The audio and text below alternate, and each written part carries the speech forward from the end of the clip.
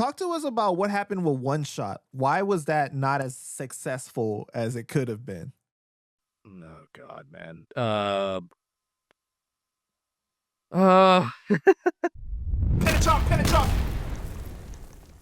Why did you end up leaving Hip Hop DX? Like, was journalism just not in the future for you, like, at that time?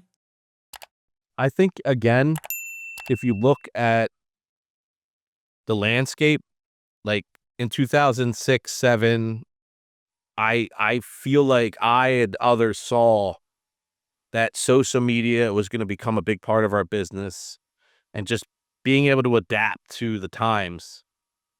And I feel like in 2014, so I was there for over 7 years full time, or yeah, about 7 years full time.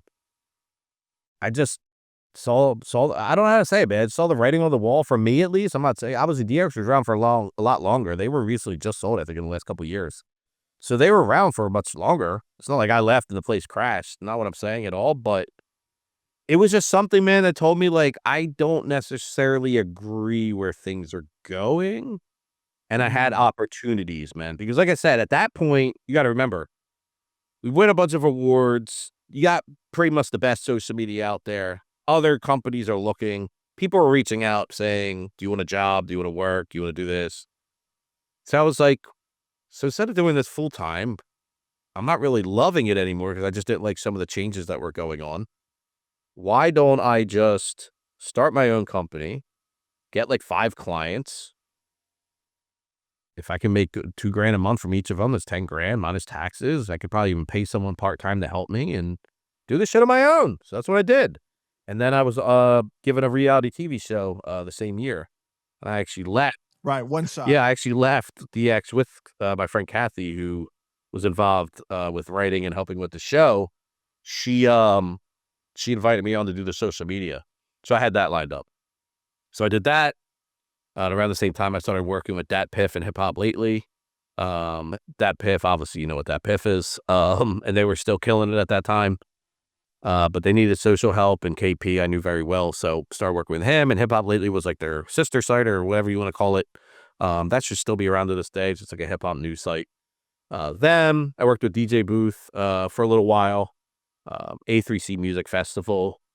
I did a lot of advertising. I got really big into like online advertising on Facebook early on when not a lot of people were utilizing it, and it was the wild, wild west. You could do so many crazy things on there, legal, but just crazy things that they don't allow anymore to get in front of people. But yeah, dude, it just again, it was. I can even go back. It was like the Office Max things. Why did I decide to leave a job that I was there for years and I definitely wasn't getting fired? I probably could have got promoted the next year. Like, why did I just decide to go, oh, I want to leave? Just didn't feel right. Wasn't completely happy. All right, let me shift over to this. And then it's just like, well, what should we do? And I'm like, I feel about social media. I think this is going to change the game. So I'm like, all right, I made 2 right decisions. Like, this feels right. And again, it was right. So I'm not saying every decision I make is right. There's definitely been mistakes along the way, I'm sure, that stumbled me or slowed me down. But um, I think I made all the right decisions. I didn't stay somewhere I wasn't happy, and I had opportunity, you know? So yeah, that's Right. why I left. That's why I left. So Oh, and you then my other client was BeatStars, obviously, at that time. So I met Abe, the CEO of BeatStars, in like 2011, 2012, 2014 came around. That he knew I wasn't there anymore. I started helping them part time. So a lot of these gigs were like part time gigs because it's like, they're like, dude, we don't need you 40 hours a week for social media. Like, right. hey, we need you 20, maybe 15. So Um, that's what Mad Management became? Was, like, yeah, you doing social media for a bunch of people? yeah. Mad Management was an idea I had. I actually built Mad Management in my head in 7th grade, 8th grade, 9th grade in the high school. I remember being at lunch writing it out, and I always love MAAD because it stands for music, artist, and distribution, because that's kind of like how I envisioned it. Like, all right, I love music, I love artists, and I love distributing. Not necessarily distribution in the sense of putting a record out on Spotify, but distribution in the sense of taking something and distributing it to people. So kind of like almost like social media, like taking something, delivering it, like you're distributing that piece of content. So that was the idea.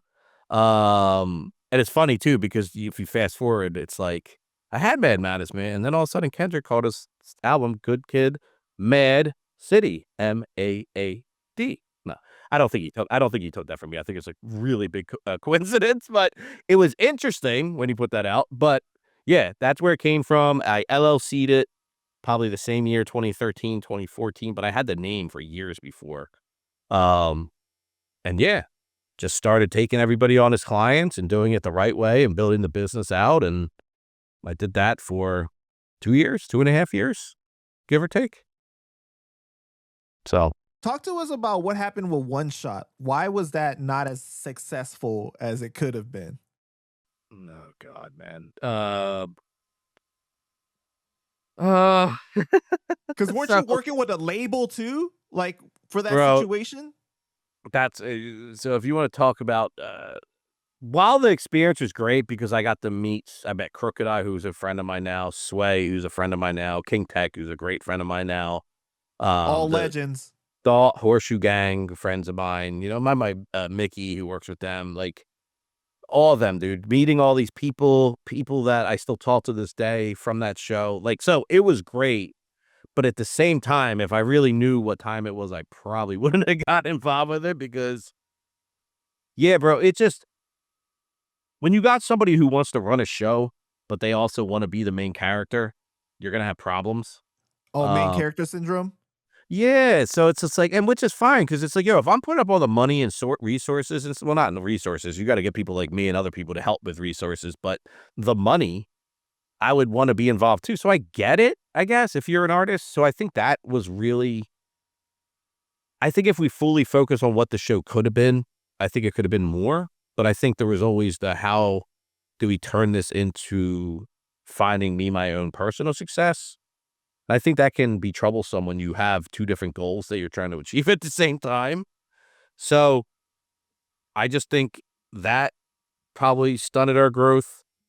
And then selling it to BET obviously probably stunted the growth too.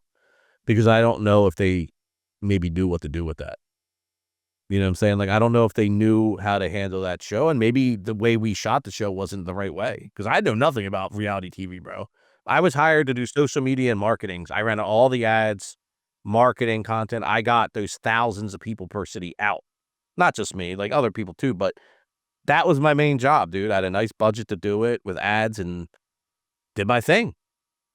But I had no say in like bought the show, who did this, who did that. I was a very minor role in that show, in my opinion. Important, but not someone making the decision. So I think the show was put together very quickly. I think there was probably corners cut. I'm speculating there. And it just wasn't the show it could have been. And then I don't think BET saw the vision. Um, or again, maybe they just were handed something that was so not properly well done that they only could salvage what they could salvage. I don't know, dude. Like, I'm speculating on a lot of it. I don't know why. Like, it didn't do numbers. Like, it just wasn't as crazy as I assume when you got people like T.I. and Twista and DJ Khaled and Tech Nine and you got Sway on every episode and King Tech and Crooked Eye and dude, there's a lot of dope people on that show. DJ Drama. Right. It was a pretty dope show, man. Like, I just don't think it was done properly. Wasn't there supposed to be a second season of the show too?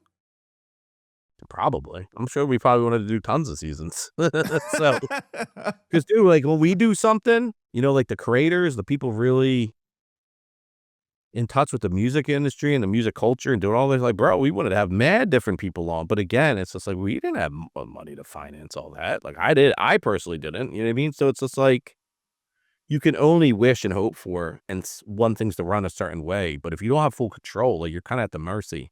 So that's what I was saying. That's the only thing I kind of regret working because I didn't have a lot of creative control and running my own business. I did. And even now at B-Stars full time, I have a lot of creative control, which is why I love the job. But when you don't have that, you're again kind of at the mercy. And I don't necessarily like being at the mercy of someone I don't really know what their end goals are. And Right. I think I learned a lot, but I also think it was a mistake I probably made getting involved so quickly. And that's nobody's fault but my own.